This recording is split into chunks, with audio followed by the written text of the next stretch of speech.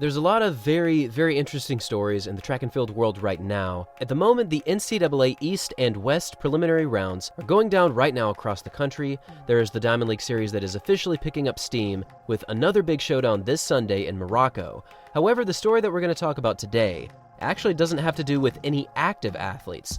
It actually has to do with an athlete that retired about 10 years ago. We're talking about Asafa Powell from Jamaica. Now, as far as Jamaican sprinters go, Powell has to be considered as a legacy-defining athlete, as he was the athlete that took down the world record before Usain Bolt, and he honestly set the standard for Jamaican greatness. Back in 2007, Asafa Powell was the sprinter to break any kind of record. In fact, before Bolt, he broke the world record multiple times, ultimately lowering it down to 9.72. And also, on one specific day in Rieti, Italy back in 2007, he ran under 9.8 twice in one day, and he accidentally broke the world record in the qualifying rounds. Literally, he accidentally broke it. He slowed down significantly over the final 20 meters, and yet he still broke the world record in this race. It's just crazy how fast he was. Now, you'd think that the athlete with the most sub-10-second clockings in the 100 meters would be Usain Bolt. I mean, he is the GOAT, right? But the answer is actually Asafa Powell, who has a total of 97 total sub-10-second clockings, which is more than 30 as to what Usain Bolt has. Now, the reason that we're talking about Asafa Powell right now was that in a recent interview over this past weekend, he actually expressed that even though he's 40 years of age, he is seriously considering a return to the track, and it's for one specific reason. He wants to get up to 100 total sub-10-second clockings in the 100 meters. Now, clearly this is a very interesting goal, and we certainly have never seen anything like this in track history before, but what's also compelling about this is that it is actually possible, because there has been a 40-year-old athlete to break the 10-second barrier, and that athlete is Kim Collins.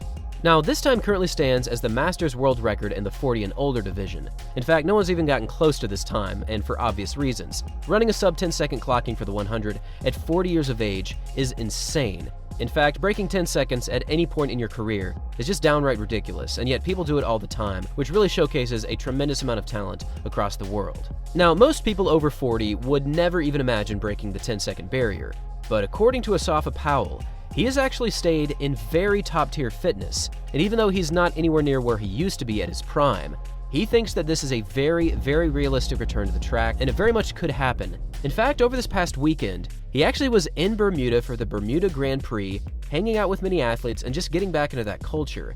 And he said that he really was excited to be there, which is just one step closer to seeing the great Asafa Powell return to the track.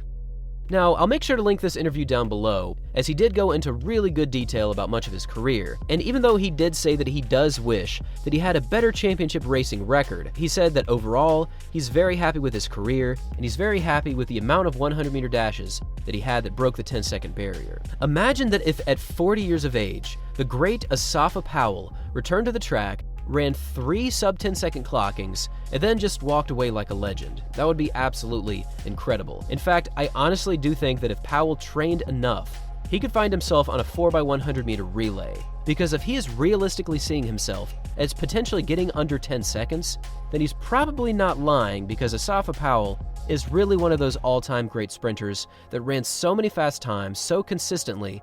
And even though, yes, he did never win an individual world championship or Olympic gold medal, he did ultimately bring home a medal from some very big competitions, and he really does seem to be fit even though he's already 40 years of age.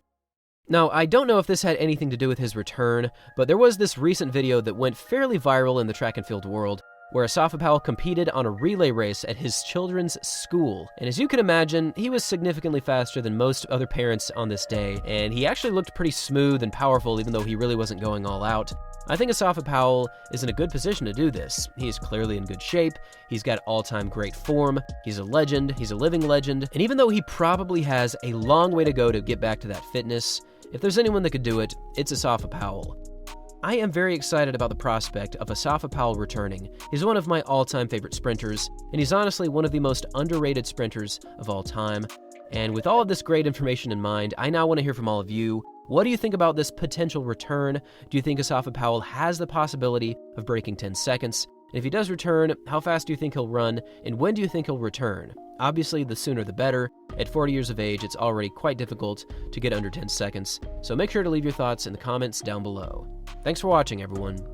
And as always, until next time.